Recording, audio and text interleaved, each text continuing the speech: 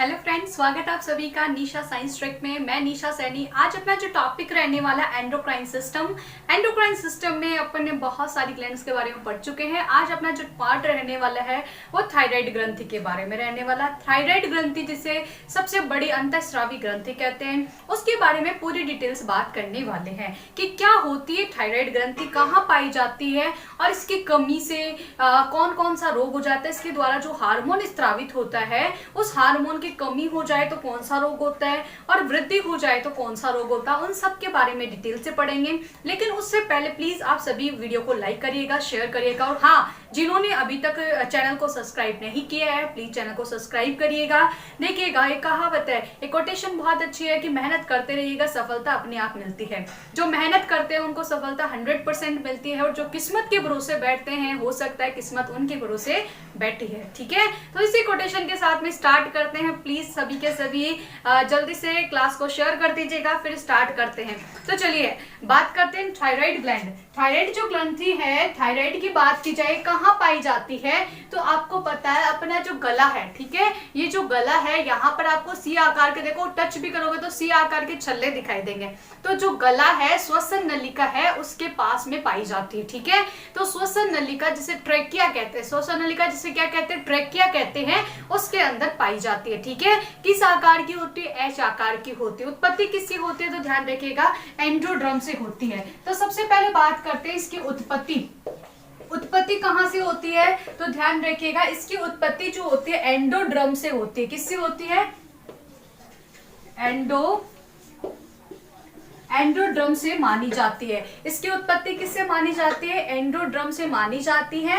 और अगर आपसे पूछे शरीर की सबसे बड़ी अंतःस्रावी ग्रंथि कौन सी है, तो शरीर की सबसे बड़ी अंतःस्रावी ग्रंथि, ध्यान रखिएगा सबसे बड़ी, यानी मैं बोल सकती हूँ सबसे लार्जेस्ट जो ग्लैंड है वो कौन सी है, एंडोक्राइन कौन सी है, थायराइड ग्लैंड है। कौन सी है, थायराइड ग्लैंड है। लेकिन कौन सी, अंतःस्रावी, ध्यान रखिएगा अंतःस्रावी ग्रंथियों में सबसे बड़ी ग्रंथि कौन सी है, थायराइड ग्रंथि है। अगर मैं इसकी बात करूं इसका वजन कितना होता है, तो सभी को पता है इसका वजन कितना होता है, 25 से 30 ग्राम का होता है। कितना होता है, 25 से 30 ग्राम। 25 से 30 ग्राम की कौन सी ग्रंथि है, तो ध्यान रखिएगा थायराइड ग्रंथि है। अगर मैं बोलूं इसका आकार कैसा होता है, तो आपको पता है इसका आकार जो है वो किस आकार का है, एच आकार का होता है। किस आकार का है, एच आकार का। और कहाँ पाई जाती स्थिति अगर मैं देखूं तो आपको पता है कहाँ स्थिति होती है, तो गले के अंदर है। कहाँ पर है, गले में होती है। कहाँ होती है, गले में होती है। अगर आपसे पूछ ले इसकी संख्या कितनी होती है, तो आपको पता है ये संख्या में कितनी है, एक जोड़ी होती है। कितनी होती है, एक जोड़ी होती है। उत्पत्ति याद रखना एंडोड्रम से होती है, सबसे बड़ी ग्रंथि है जिसका वजन 25 से 30 ग्राम का होता है, जिसका आकार एच आकार का है। स्थिति कहाँ होती है, गले में होती है। अब गले में भी कहाँ सी होती है, तो मैं आपको बताती हूँ पूरा डायग्राम बना के। ठीक है, प्लीज आप क्लास को लाइक कर दीजिएगा। जिन्होंने क्लास को लाइक नहीं किया प्लीज लाइक करिएगा और शेयर करिएगा। आपके बस यही काम है, क्लास को शेयर करना, लाइक करना और पूरा कंसंट्रेट होकर के जो ये दो काम कर देते हैं उसके बारे में पूरा अच्छे से पढ़ो, क्योंकि ये जो मैं टॉपिक करवा रही हूँ पूरा फुल डिटेल में करवा रही हूँ और जहां से क्वेश्चन बहुत ज्यादा बार रिपीट होते हैं। क्वेश्चंस के लिए आप इसके पार्ट प्लेलिस्ट में मैंने क्वेश्चंस बना रखे हैं, वो क्वेश्चंस आप देखिएगा। और जो डेली जो क्वेश्चंस है, क्वेश्चन सीरीज भी आपकी चल रही है। ठीक है, तो बात करते हैं कहाँ होती है। तो देखो ये आपका गला है, ठीक है, आपको पता है यहाँ पर सी आकार के छल्ले पाए जाते हैं। ठीक है, इसको क्या कहते हैं अपन, श्वसन नली बोलते हैं। श्वसन नली बोलते हैं, क्या कहते हैं, श्वसन नली। जिसे क्या कहते हैं, ट्रेकिया कहते हैं। क्या कहते हैं, ट्रेकिया कहते हैं।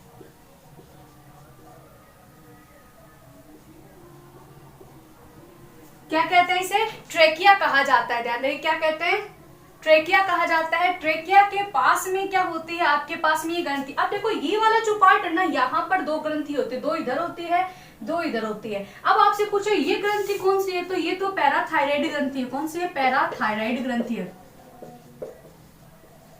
जिसे क्या कहते हैं, पराअवटु कहते हैं। क्या कहते हैं, पराअवटु ग्रंथि कहते हैं। पराअवटु ग्रंथि कहाँ पाई जाती है, तो ये भी श्वसन नलिका में पाई जाती है। इनकी संख्या कितनी होती है, ध्यान रखिएगा, 4 होती है। जोड़ी बोले तो कितनी जोड़ी होती है, 2 जोड़ी होती है। कितनी होती है, 2 जोड़ी होती है। अब जो थायराइड ग्रंथि होती है ना, यहाँ पर ये थायराइड ट्यूब पर ध्यान रखिएगा, ये क्या है, थायराइड ट्यूब है। यहाँ पर कौन सी ग्रंथि पाई जाती है, तो आपको पता है आपकी कौन सी ग्रंथि पाई जाती है, थायराइड ग्रंथि पाई जाती है। कौन सी, थायराइड ग्लैंड पाई जाती है। अब इसकी बात की जाए तो इसकी संख्या कितनी होती है, 2 होती है। संख्या 2, या मैं जोड़ी बोलूं तो कितनी हो सकती हूँ, 1 जोड़ी संख्या पाई जाती है। कितनी पाई जाती है, 1 जोड़ी होती है। जबकि पैराथायराइड संख्या में कितनी है, ध्यान रखिएगा, 4 होती है। कितनी होती है, 4 होती है। ये बात ध्यान रखिएगा। इसका काम क्या होता है, ये जो थायराइड ग्रंथि है किस आकार में पाई जाती है, यहाँ पर इस आकार में एच आकार की पाई जाती है। किस आकार की, एच आकार की पाई जाती है, जिसकी संख्या कितनी होती है, 2 होती है। और यहाँ पर दोनों तरफ कौन सी पाई जाती है, पैराथायराइड ग्रंथि पाई जाती है, जिसकी संख्या कितनी होती है, 4 होती है। तो सीधा क्वेश्चन आता है कि कौन सी ग्रंथि कहाँ पाई जाती है, तो गले में 2 ग्रंथियां पाई जाती है, थायराइड और एक पैराथायराइड, यानी अवटु और परावटु। ठीक है, ये बात आपको ध्यान रखनी है। तो मैंने स्थिति बता दी कहाँ पाई जाती है। अब बात करते हैं इस थायराइड ग्रंथि का काम क्या होता है, आखिरकार वर्क क्या है। ठीक है, थायराइड ग्रंथि का काम क्या होता है, कोई मेरे को कमेंट करके बताइएगा जल्दी से, इसका काम क्या होता है, थायराइड ग्रंथि का वर्क क्या होता है, जल्दी से कोई बताइएगा। उसके बाद में अपन बात करते हैं। तो थायराइड ग्रंथि का कार्य की बात करते हैं, इसके काम क्या क्या होता है। अब ये जो थायराइड ग्रंथि है उसके द्वारा स्रावित एक हार्मोन होता है, जिसको क्या बोलते हैं, थायरोक्सिन हार्मोन। क्या बोलते हैं, थायरोक्सिन हार्मोन बोलते हैं। मेन काम तो इसी का होगा। कौन सा हार्मोन है, थायरोक्सिन हार्मोन होता है। कौन सा होता है, थायरोक्सिन। एक कौन सा होता है, कैल्सिटोनिन। ध्यान रखिएगा, कौन सा होता है, कैल्सिटोनिन।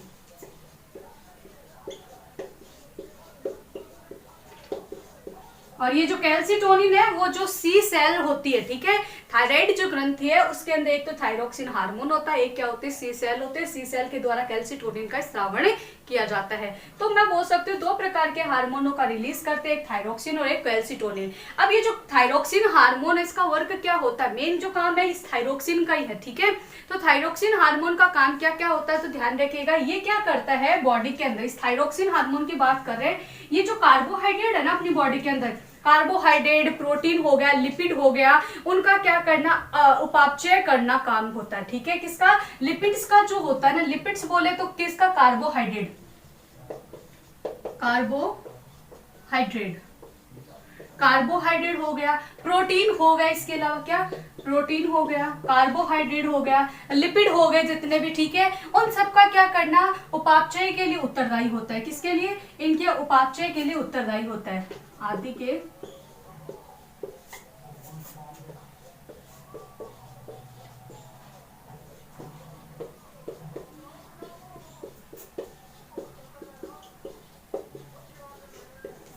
इसके लिए उत्तरदायी होती है, ध्यान रखिएगा, थायराइड ग्रंथि। ठीक है, थायराइड ग्रंथि का भी कौन सा, थायरोक्सिन हार्मोन। ठीक है, अब मैं बात करूं इस हार्मोन का वर्क और क्या होता है, तो ध्यान रखिएगा, ये क्या करता है, टेम्परेचर को कंट्रोल करता है, इनकी ताप नियंत्रण का कार्य करता है।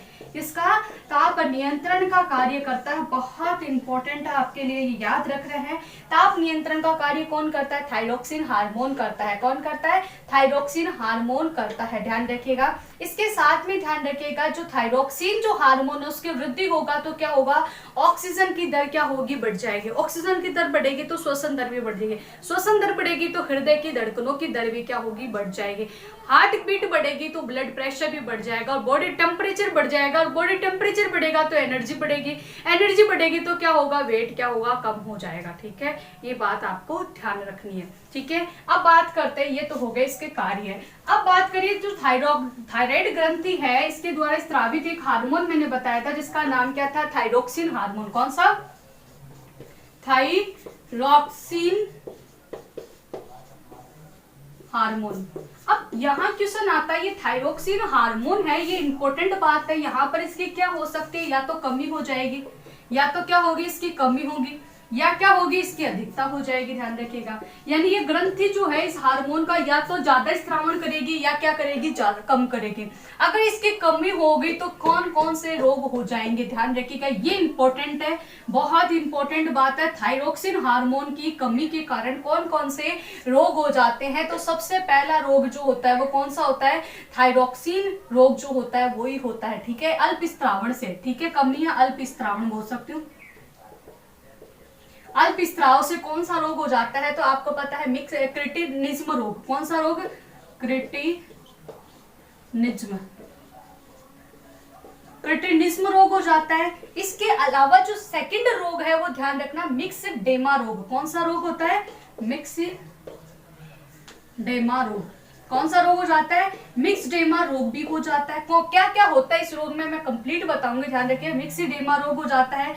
इसके अलावा आपको पता है हाशिमोटो रोग। कौन सा, हाशिमोटो रोग भी हो जाता है, हाशिमोटो रोग। मैं अभी कंप्लीट बताऊंगी रोग है क्या। और एक सबसे इंपॉर्टेंट जो एग्जाम में पता नहीं कितनी बार पूछ चुके हैं, जिसका नाम है ग्वाइंटर, जिसको क्या बोलते हैं अपन, गलगंड, जिसको घेंगा रोग बोलते हैं, जिसको क्या बोलते हैं, घेंगा, गलगंड,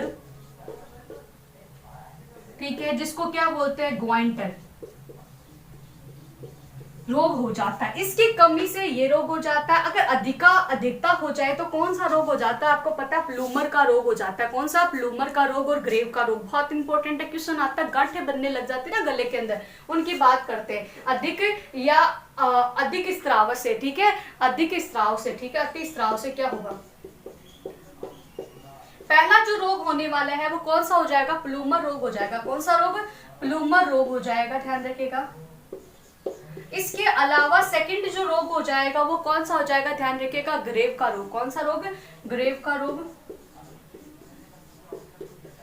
ये रोग जो दो है वो बहुत इंपॉर्टेंट रोग है, ठीक है। ये रोग हो जाते हैं किससे, अधिकता के कारण। अगर थायरोक्सिन हार्मोन की कमी हो जाए तो क्रिटिनिज्म रोग, मिक्सडेमा रोग, हाशिमोटो रोग, घेंगा रोग, गलगंड जिसे ग्वाइंटर रोग कहते हैं, वो रोग हो जाते हैं। और अधिकता हो गई तो कौन सा रोग, प्लूमर रोग या ग्रेव का रोग हो जाता है। अब बात करते हैं ये क्रिटिनिज्म रोग कौन सा होता है। सबसे पहला रोग की बात करते हैं, क्रिटिनिज्म रोग क्या होता है। तो ध्यान रखिएगा, क्रिटिनिज्म रोग में क्या होता है, बच्चों में थायरोक्सिन की कमी हो जाती है, जिसके कारण बच्चे क्या हो जाते हैं, बौने रह जाते हैं। और इसके साथ में ध्यान रखिएगा, लेकिन जो बौने बच्चे होते हैं उनके आईक्यू लेवल क्या होता है, बहुत कम हो जाता है। क्या होता है, आईक्यू लेवल भी कम हो जाता है, ठीक है। और इसके अलावा वो क्या होते हैं, जनन बंदे होते हैं। क्या होते हैं, जनन बंदे होते हैं। तो सबसे पहले रोग की बात कर लेते हैं, क्रिटिनिज्म रोग। कमी से पहला रोग कौन सा हो जाता है, क्रिटिनिज्म रोग हो जाता है। इस क्रिटिनिज्म रोग के बारे में देखें तो ध्यान रखिएगा, इससे क्या होगा, इस रोग में होता क्या है, तो ध्यान रखिएगा, इसमें क्या होता है, बच्चों की जो हाइट है, बच्चे क्या होते हैं, बोने रह जाते हैं। क्या होते हैं, बोने रह जाते हैं। बच्चे क्या होंगे, बोने रह जाएंगे। अब भाई बच्चे बोने रह जाएंगे तो इनका आईक्यू भी क्या होगा, कम होगा। ध्यान रखिए, इन बच्चों का क्या होगा, आईक्यू भी कम होगा। और इसके साथ ही ध्यान रखिएगा, ये जनन बंदे होते हैं। क्या होते हैं, जनन बंदे होते हैं। कैसे होते हैं, जनन बंदे होते हैं, यानी कि ये बच्चे पैदा नहीं कर सकते, ठीक है, ये ध्यान रखना। यदि एक गर्भवती महिला में थायरोक्सिन की कमी हो जाए तो क्या होगा, तो ध्यान रखिएगा, जो पैदा होगा ना बच्चा वो किस रोग से होगा, क्रिटिनिज्म रोग से होगा। अगर कोई महिला है वो गर्भवती है, उसमें थायरोक्सिन हार्मोन की कमी हो जाए तो उस महिला में जो बच्चा पैदा होगा उस महिला से, उस बच्चे के कौन सा रोग होगा, क्रिटिनिज्म रोग से होगा, ठीक है। और ध्यान रखिएगा, महिला में अनियमित मासिक धर्म भी होगा। आपको ध्यान रखना, अगर मान लो कोई भी महिला है तो ध्यान रखिए, उसमें ये खास तौर पर ध्यान रखा जाता है कि महिला में थायरोक्सिन हार्मोन की कमी ना हो। गर्भवती महिला में, अगर गर्भवती महिला के अंदर थायरोक्सिन हार्मोन की कमी होगी तो जिसके अंदर जो बच्चा पैदा है, पनप रहा है, उस बच्चे में कौन सा रोग हो जाएगा, क्रिटिनिज्म रोग हो जाएगा। और ध्यान रखिएगा, जो महिला है उसमें क्या होगा, जो मासिक चक्र है वो क्या होगा, अनियमित हो जाएगा, यानी कि उनका जो साइकिल है वो सही नहीं रहेगी, ठीक है। ये बात आपको ध्यान रखना, कौन से रोग में, क्रिटिनिज्म रोग के अंदर होगा, ठीक है। नेक्स्ट रोग की बात करते हैं, मिक्सडेमा रोग। कौन सा रोग, मिक्सडेमा रोग, जिसे क्या कहते हैं, गुल का रोग भी कहते हैं, जिसे क्या कहते हैं, गुल का रोग भी कहते हैं। उसकी बात कर लेते हैं, क्या होता है उस रोग के अंदर। आप नोट्स प्रॉपर बनाते रहिएगा, प्लीज क्लास को लाइक करिएगा, शेयर करिएगा, और जिन्होंने अभी तक सब्सक्राइब नहीं किया चैनल को, प्लीज चैनल को सब्सक्राइब करिएगा, ठीक है। उससे क्या होगा, अगर आप लाइक करोगे तो मेरे को उससे मोटिवेशन मिलेगा। सेकंड बात कर लेते हैं, थायरॉक्सिन की कमी से बात कर रहे हैं, अभी किसकी बात कर रहे हैं, कमी से होने वाले रोग की। सेकंड रोग कौन सा होता है, तो आपको पता है मिक्सीडेमा रोग। कौन सा रोग, मिक्सीडेमा रोग। इस मिक्सीडेमा रोग को एक नाम से और जाना जाता है, इसी रोग को क्या कहते हैं, गुल का रोग भी कहते हैं। इसी रोग को क्या कहते हैं, गुल का रोग, गुल का रोग भी कहते हैं। इसे क्या कहते हैं, गुल का रोग भी कहा जाता है। किन कौन से रोग को सीधा बोलता है, मिक्सीडेमा रोग को गुल का रोग भी कहा जाता है। इस रोग में क्या होता है, तो ध्यान रखिएगा, थायरॉक्सिन कमी हो जाती है, त्वचा क्या हो जाती है, ड्राई बन जाती है, ड्राई स्किन। याद आ रहा होगा वो पॉन्ड्स वाला एक वो एड भी आता है, अगर स्किन क्या हो जाए, ड्राई हो जाए, ठीक है, तो लगाओ पॉन्ड्स क्रीम और क्या हो जाएगी, सही हो जाए। अरे भाई तेल भी लगा लोगे तो भी क्या होगी, स्किन क्या हो जाएगी, एकदम बढ़िया हो जाएगी। क्योंकि भाई अपनी त्वचा उसको, ये जो यहाँ पे रोम छिद्र होते हैं ना, इनको बंद तो करना होता है, ड्राई हो जाती है ना कई बार ऐसे, मान लो कि एकदम दरारें पड़ जाती है ना, तो इस रोग में भी क्या होती है, मिक्सीडेमा रोग में भी क्या होता है, त्वचा एकदम ड्राई हो जाएगी। फिर आप चाहे पॉन्ड्स लगाओ, चाहे कोई सी क्रीम लगा लो, ठीक है, आप मॉइस्चराइजेशन के लिए कोई सी भी प्रोडक्ट यूज कर सकते हो, लेकिन त्वचा क्या रहेगी, शुष्क रहेगी, ठीक है, यानी कि ड्राई स्किन हो जाएगी। स्किन कैसी हो जाएगी, आपकी ड्राई हो जाएगी, ध्यान रखिएगा। और साथ में व्यक्ति का वजन बढ़ने लग जाता है, वजन क्या हो जाएगा, ध्यान रखिएगा, वजन बढ़ने लगता है।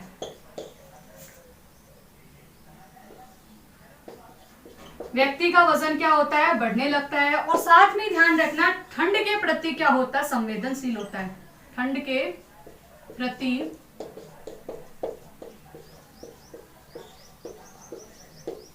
ये आपको ध्यान रखना। अगर मिक्सीडेमा रोग हो जाए, व्यक्ति के थायरॉक्सिन हार्मोन की कमी हो जाए, तो क्या होगा, मिक्सीडेमा रोग हो जाएगा, जिसे गुल का रोग भी कहते हैं। इस रोग में व्यक्ति की त्वचा एकदम ड्राई हो जाएगी, रूखी त्वचा हो जाएगी। और साथ में ध्यान रखिएगा, ये जो है ना थायराइड शुष्क और त्वचा थोड़ी फूल भी जाते हैं, ठीक है, वजन भी बढ़ने लग जाते हैं, व्यक्ति को ठंड के प्रति क्या हो जाता है, वो संवेदनशील हो जाता है। तो ये होता है मिक्सीडेमा रोग के अंदर। अगले रोग की बात करते हैं, अगले रोग में क्या होता है, तो ध्यान रखिएगा, अगला रोग है ग्वाइंटर, या जिसे क्या कहते हैं, गलगंड रोग। क्या कहते हैं, ग्वाइंटर या गलगंड रोग। इस रोग के बारे में तो मेरे को बताने की आवश्यकता नहीं है, क्योंकि आप सब बहुत इंटेलिजेंट हो, सबको इस रोग के बारे में पता है। ये जो दो रोग है मैंने आपको बताया, कमी से तीसरा रोग कौन सा हो जाएगा, जिसे क्या बोलते हैं, ग्वाइंटर रोग,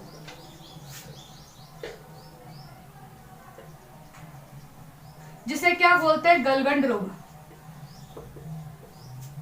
जिसे क्या बोलते हैं, घेंगा रोग, घेंगा रोग, गलगंड रोग, ग्वाइंटर रोग। किसकी कमी से, थायरॉक्सिन की कमी से। कौन सी कमी से, थायरॉक्सिन की कमी से कौन सा रोग हो जाता है, ग्वाइंटर या घेंगा रोग हो जाता है। इस रोग में क्या होता है, तो आपको पता है, इसमें क्या होता है, गले आयोडीन की कमी से होता है, गला सूज जाता है। ध्यान रखिए, क्या होता है, गला सूज जाता है, आयोडीन की कमी से होने वाला रोग है। किसकी कमी से, आयोडीन की कमी से होने वाला रोग है। आगे बात करते हैं हाशिमोटो रोग। कौन सा, हाशिमोटो रोग। आपको पता है ग्वाइंटर रोग में क्या होता है, गले के अंदर क्या होते हैं, सूजन आ जाती है, ठीक है, क्या होते हैं, सूज के स्फुटिक बन जाते हैं, पानी निकलने में बच्चे को दिक्कत होती है, जिसके भी रोग होता है आयोडीन की कमी से होता है। किसकी कमी से होता है, आयोडीन की कमी से ये रोग होता है, ठीक है। अब अगला जो रोग है उसकी बात कर लेते हैं, कौन सा रोग है, हाशिमोटो रोग। तो बताओ जल्दी से, कोई कमेंट करिएगा, हाशिमोटो रोग क्या होता है।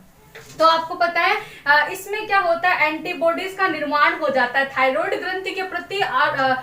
जो थायराइड ग्रंथि है ना अपने, उसके प्रति एंटीबॉडीज बनने लग जाएगा, थायराइड ग्रंथि को नष्ट करनी स्टार्ट कर देगी। इसीलिए क्या कहते हैं, हाशिमोटो रोग को थायराइड ग्रंथि का आत्मघाती थैली भी कहते हैं, यानी कि उसका एटम बॉम्ब भी कहते हैं, क्योंकि वो थायराइड ग्रंथि को खत्म कर देता है, ठीक है। तो अपन बात करते हैं हाशिमोटो रोग। हाशिमोटो रोग की बात की जाए, इंपॉर्टेंट है, क्योंकि इसको क्या कहा जाता है, आपको पता है, ये एक प्रकार का एटम बॉम्ब है। क्या है, एटम बॉम्ब है। इसी को क्या बोल सकते हैं अपन, ऑटो इम्यूनो डिसीज भी कहते हैं। इसको क्या कहते हैं, ध्यान रखिएगा, ऑटो इम्यूनो डिसीज भी कहा जाता है। क्या कहते हैं, इसी रोग को क्या कहते हैं, ऑटो इम्यूनो डिसीज भी कहते हैं, ठीक है, या ऑटो इम्यूनो डिसऑर्डर भी बोल सकते हैं, ऑर्डर भी कह सकते हैं, ऑटो इम्यूनो डिसऑर्डर भी कह सकते हैं हाशिमोटो रोग को। और साथ में याद रखना इसमें क्या होते हैं, एंटीबॉडी जो क्या होती है थायराइड ग्रंथि को नष्ट करने लग जाती है, यानी कि थायराइड ग्रंथि ही खत्म कर देते हैं। इसीलिए इसको क्या कहते हैं अपन, इस रोग को क्या कहते हैं, थायराइड ग्रंथि की आत्महत्या भी कहा जाता है। ठीक है, ये होगी हाशिमोटो रोग की बात। अब बात करते हैं अगला, कौन सी, अगर थायरोक्सिन हार्मोन की वृद्धि हो जाए तो कौन सा रोग हो जाएगा। वृद्धि से आपको पता है प्लूमर रोग हो जाएगा। अगर मैं बोलूं थायरोक्सिन हार्मोन की क्या हो जाए, वृद्धि हो जाए, अधिकता हो जाए, तो पहला रोग कौन सा हो जाएगा, प्लूमर रोग। प्लूमर रोग में क्या होता है आपको पता है, क्या होता है, कैंसर हो जाता है। ध्यान रखिए, प्लूमर रोग में क्या होता है, जो गला है ना, थायराइड ग्रंथि, ये जो थायराइड ग्रंथि इसमें छोटी छोटी अनेक छोटी छोटी गांठ सी बन जाएगी। ठीक है, उसी को क्या कहते हैं अपन, ध्यान रखिए, उसे ही प्लूमर रोग कहते हैं। छोटी छोटी गांठ हो गई तो उसे प्लूमर रोग कहते हैं, बड़ी गांठें हो गई तो उसे क्या कहेंगे, ग्रेव का रोग कहेंगे। और दोनों ही क्या होते हैं, कैंसर हो जाते हैं। ध्यान रखिए, गले में छोटी छोटी गांठ सी बन जाती है, उसके कारण क्या हो जाता है, कैंसर हो जाता है। ठीक है, थायराइड कैंसर। तो प्लूमर रोग में क्या होते हैं, छोटी छोटी गांठें बनती है। कहाँ बनेगी, गले के अंदर, गले में छोटी छोटी गांठें बन जाती है, जिसे क्या कहते हैं, प्लूमर रोग कहते हैं, या इसे थायराइड कैंसर भी कहते हैं। इसे क्या कहते हैं, थायराइड,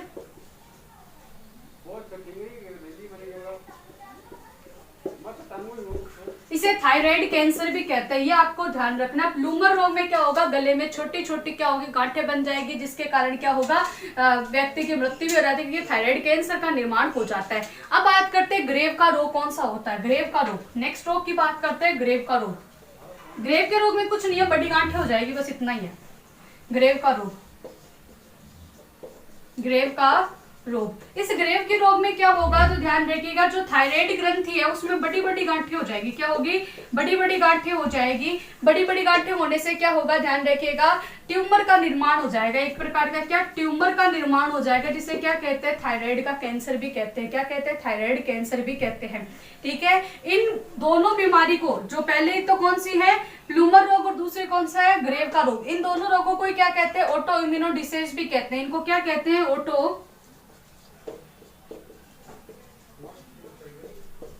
ऑटो इम्यूनो क्या कहते हैं, डिसीज भी कहते हैं। ऑटो इम्यूनो डिसीज कौन से रोग को कहते हैं, प्लूमर और ग्रेव के रोग को भी कहा जाता है। तो ये हो गई आपके पास में कौन सी ग्रंथि, थायराइड ग्रंथि हो गई। इसके अलावा भी कौन सा होता है, ध्यान रखिएगा, थायरोकैल्सिटोनिन हार्मोन का भी स्रावण होता है। इसके कारण क्या होता है आपको पता है, कैल्शियम की जो सांद्रता है उसको कम करता है। ठीक है, अगर बॉडी में कैल्शियम की वृद्धि होगी तो कैल्शियम की वृद्धि को कम कौन करेगा, कैल्सिटोनिन जो हार्मोन है वही करेगा, जो कहाँ पाए, किसमें, कौन स्रावित करते हैं, थायराइड ग्रंथि करती है। तो क्लास कैसी लगी प्लीज कमेंट करके बताइएगा। और हाँ, अगले प्लीज क्लास को शेयर करिएगा, लाइक करिएगा, और हाँ, जिन्होंने सब्सक्राइब नहीं किया प्लीज सब्सक्राइब करिएगा। Thank you.